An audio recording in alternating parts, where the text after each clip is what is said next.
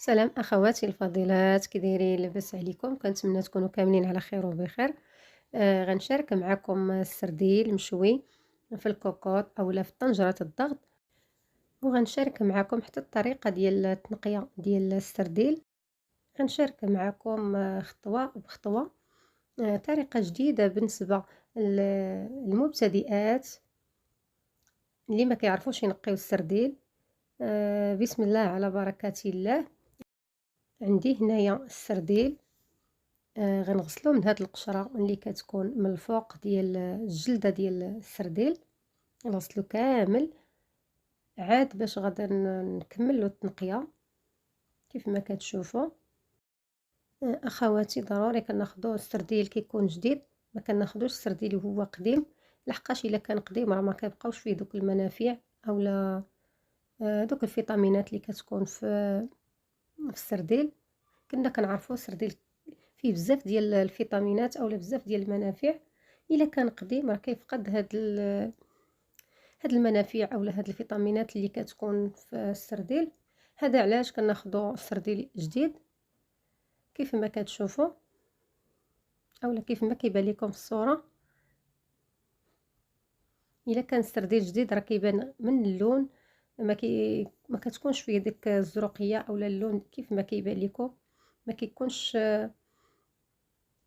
فيه داك الدم في العينين ديال السرديل اولا في هاد البلايص هادو كيف ما كتشوفوا. هذا دليل على باش كنعرفوا راه السرديل جديد.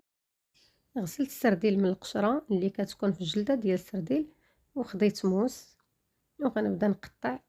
هذه هي التنقيه اللي كنقي بها انا السرديل، طريقه اللي سهله بالنسبه للمبتدئات.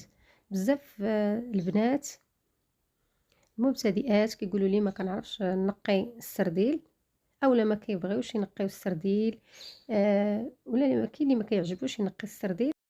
وبهذه الطريقه بالنسبه للمبتدئات سهله باش ينقيو السرديل كيف ما كتشوفوا. طريقه اللي سهله وسريعه في التنقيه، دغيا دغيا كنقيو هاد السرديل. والاهم كيجينا السرديل مقاد مع الجناب. كنا كنعرفوا هذا الطرف هذا اللي كنقطع كيبقى غير زايد اولا ما كيجيش في الشكل ديال السرديل مزيان، وكتكون فيه واحد الكحوله.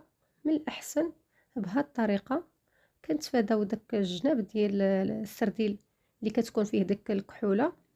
والاهم كيجي مقاد كيف ما كتشوفوا.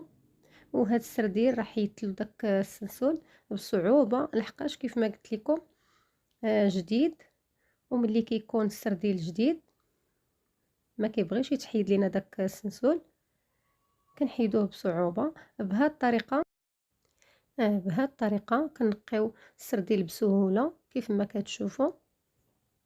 الا كان السرديل جديد راه ما كيبغيش يتحيد لينا السنسول، وهنا في هذا ملي كيكون جديد كيتخسر لينا الشكل ديال السرديل، ما كيجيش زوين. وبهذه الطريقه اخواتي كيجي السرديل مقاد مع الجناب، كنحيدو ليه كاع دوك الزوائد اللي كيكونوا مع الجناب، عكس الطريقه اللي كنقيو بها السرديل الطريقه العاديه. كملت الكميه اللي عندي ديال السرديل بالتنقيه. هنا غادي نغسل هذا السرديل مزيان حتى ما كيبقاش فيه داك الدم، حتى كيرجع لينا اللون ديال السرديل بيض، ما كيبقاش اللون ديالو وردي، باش كيجينا هذا السرديل مزيان. ومن بعد ما غنغسل هذا السرديل غنخليه حتى كينشف من الماء، عاد باش غنصايب به الكفته ديال السرديل. وهنا من بعد ما طحنت هذا السرديل، الكفته ديال السرديل كيف ما كيبان لكم كتجي على هذه الطريقه هذه. وبالنسبه للتوابل عندي سكينجبير، البزار، سودانيه، الكمون، فلفله حمراء، الملحه، 5 الفصوص ديال الثومه محكوكين، والخرقوم عرق. هادو هما التوابل باش صايبت هاد الكفته ديال السرديل.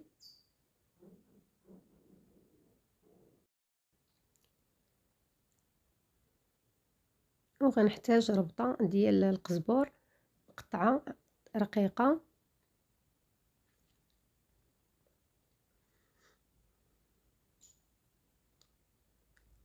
بصلة مقطعة رقيقة،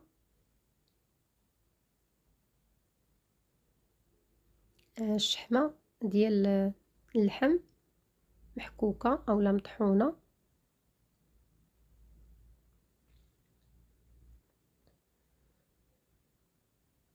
نص حامضة غناخد غير العصير ديالها،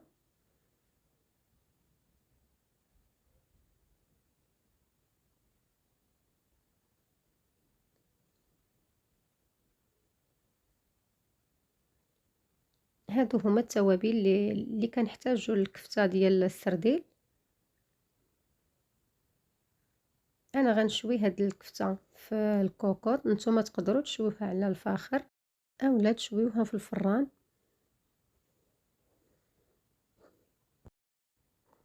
وكنخلطو مزيان باش كتدخل لينا ديك التوابل في الكفتة ديال الحوت.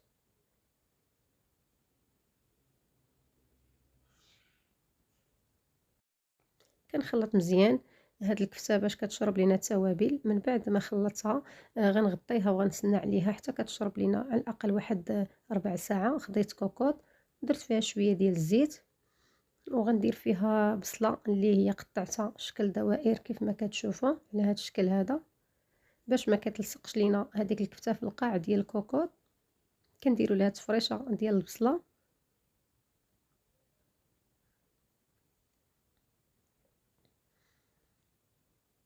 على هذا الشكل هذا كيف ما كيبان لكم في الصوره.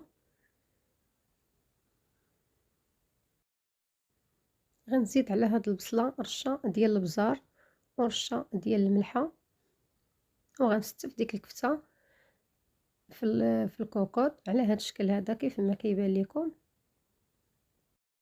من بعد ما غنسالي تستاف ديال الكفته في الكوكوط، غنسد عليها الكوكوط ونشعل عليها النار. غير كتبدا تصفر الكوكوط كنقصوا عليها النار عافيه اللي هي مهيله، وكنحسبوا ليها 10 ديال الدقائق. كنا كنعرفوا السرديل اولا الحوت ما كياخذش معنا الوقت اللي هو طويل في الطياب، دغيا دغيا كيوجد قطرات ديال الزيت صافي، وغنسد عليها الكوكوط كيف ما قلت لكم.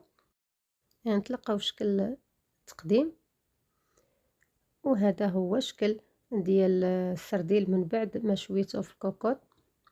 هذا هو الشكل الاخير. كنتمنى يعجبكم الفيديو، وإلا عجبكم الفيديو ما تنساوش لي لايك واشتراك في القناة.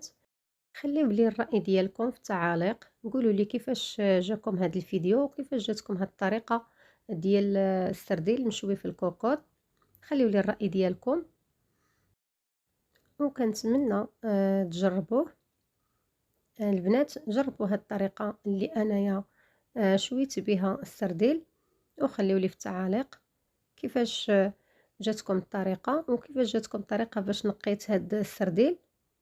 بالنسبة للمبتدئات خليو لي الرأي ديالكم، قولوا لي كيفاش جاكم الفيديو وكيفاش جاتكم الطريقة اللي انايا شويت بها هاد السرديل في الكوكوط. كان هذا هو الشكل الاخير، والان ما بقى لي الا نقول لكم سلام عليكم، خليت لكم الراحة في امان الله.